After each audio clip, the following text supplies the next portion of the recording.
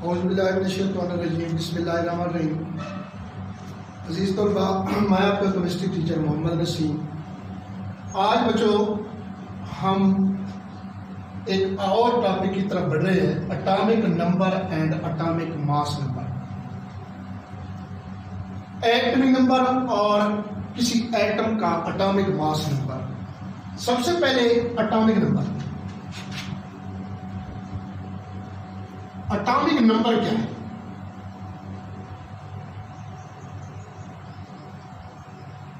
Atomic number, इसकी definition है the number of protons present in the nucleus of an atom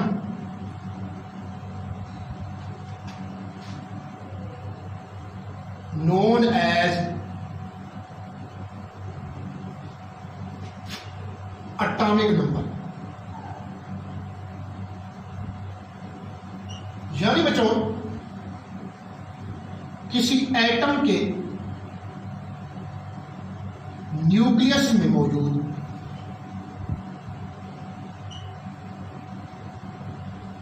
protons की तादाद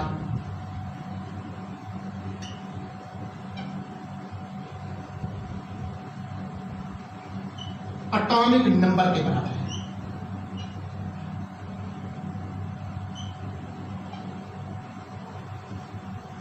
अब आपको यह भी मालूम है कि हर एटम 3 फंडामेंटल पार्टिकल पर मुश्तमिल है, इलेक्ट्रॉन, प्रोटॉन और न्यूट्रॉन।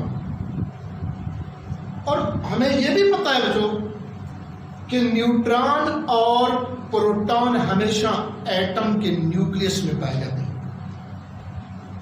यह कोई एटम है, सपोज करें हर एटम का सेंट्रल पार्ट, दरमियानी हिस्सा न्यूक्लियस कहलाता है, जिसके अंदर एटम के 2 फंडामेंटल पार्टिकल प्रोटॉन और न्यूट्रॉन होते हैं। इसके अलावा जो तीसरा पार्टिकल है इलेक्ट्रॉन, वो न्यूक्लियस के बाहर सर्कुलर पाथ्स में लगातार रोटेट करते हैं, जिनको इलेक्ट्रॉन कहते हैं। प्रोटॉन पर पॉजिटिव चार्ज, इलेक्ट्रॉन पर नेगेटिव चार्ज और न्यूट्रॉन न्यूट्रल होते हैं। अब हम एटॉमिक नंबर की तारीफ करें। The number of protons present in the nucleus of an atom known as atomic number।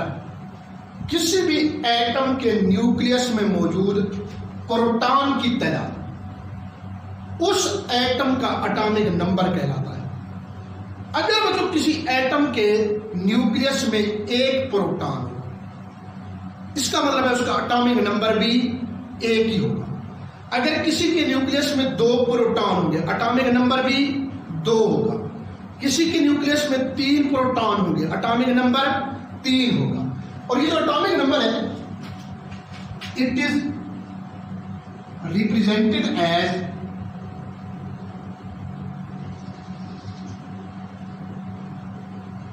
Z, जिसको Z नंबर भी कहते हैं, Z नंबर। Z से इसको जाहिर करते हैं किसी भी एटम के न्यूक्लियस में मौजूद प्रोटॉन की तादाद उस एटम का Z नंबर या Z नंबर या एटॉमिक नंबर कहलाता है। मिसाल के तौर पर, फॉर एग्जांपल,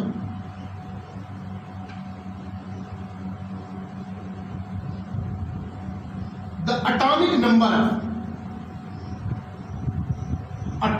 नंबर ऑफ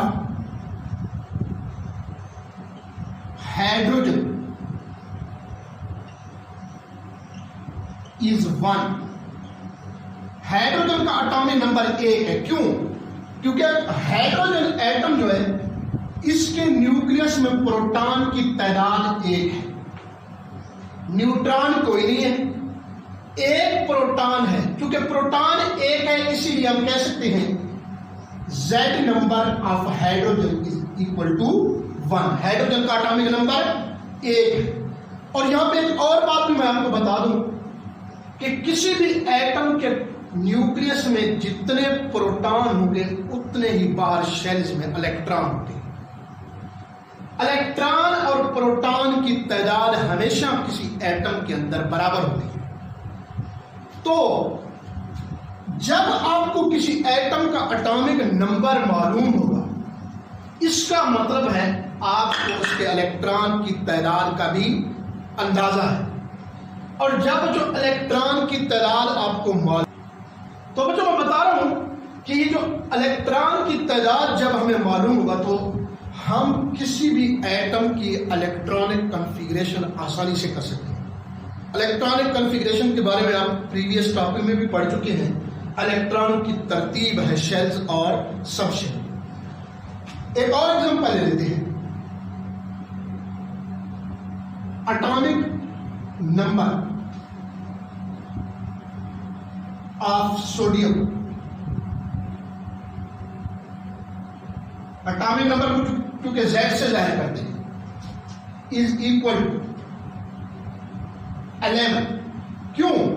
क्योंकि सोडियम का ये न्यूक्लियस है, इसके न्यूक्लियस में 11 प्रोटॉन होते हैं और बाहर शेल्स में 11 इलेक्ट्रॉन होते हैं। 3 शेल्स होते हैं सोडियम एटम के पास, 12 इसमें न्यूट्रॉन होते हैं। पहले शेल में 2, दूसरे में 8, तीसरे शेल में 1 इलेक्ट्रॉन। क्योंकि इसके न्यूक्लियस में प्रोटॉन की तादाद 11 है, इसीलिए सोडियम का जी नंबर या एटॉमिक नंबर भी 11 है। Atomic number of oxygen, oxygen का एटॉमिक नंबर को Z से जाहिर करते हैं। इसका एटॉमिक नंबर है 8। ऑक्सीजन का एटॉमिक नंबर 8। क्यों? क्योंकि ऑक्सीजन के न्यूक्लियस में 8 प्रोटॉन होते हैं, 8 ही इसमें न्यूट्रॉन होते हैं और इसके पास 8 इलेक्ट्रॉन। पहले में शेल में 2 और दूसरे शेल में 6। तो ये जो एटॉमिक नंबर है, एटॉमिक नंबर किसी भी एटम के न्यूक्लियस में मौजूद प्रोटॉन की तादाद के बराबर है। प्रोटॉन की तादाद हमेशा हर एटम के अंदर, जिस एटम में जितने प्रोटॉन होंगे उसी एटम के अंदर इलेक्ट्रॉन की तादाद भी वही होगी। नेक्स्ट है atomic mass number. Atomic mass number क्या है?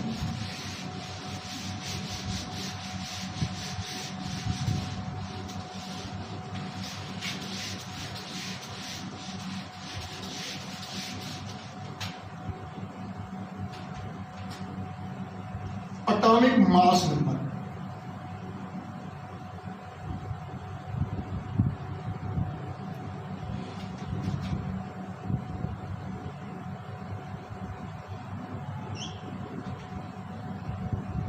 इसकी तारीफ है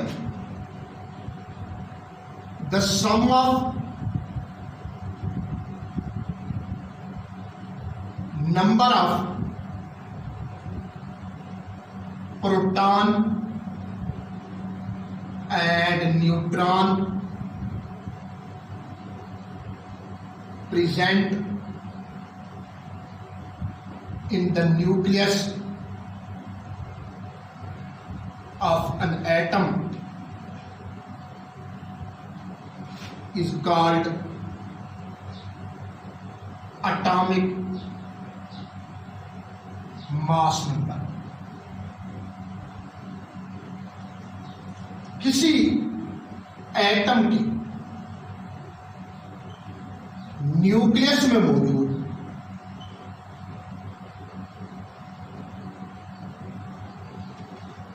प्रोटॉन और न्यूट्रॉन की मजमूई तादाद एटॉमिक मास नंबर के बराबर है। सम कहते हैं जो मजमूए, sum of number of proton and neutron, यानी प्रोटॉन और न्यूट्रॉन की मजमूई तादाद।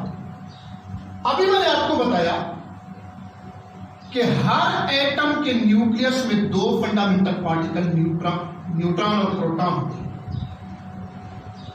अब अगर सिर्फ प्रोटॉन की बात आ जाए तो प्रोटॉन जो है वो एटॉमिक नंबर के बराबर है, लेकिन अगर किसी एटम के प्रोटॉन और न्यूट्रॉन की मजमूई तादाद आ जाए फिर वो एटॉमिक नंबर नहीं बल्कि एटॉमिक मास नंबर कहलाएगा। Atomic mass number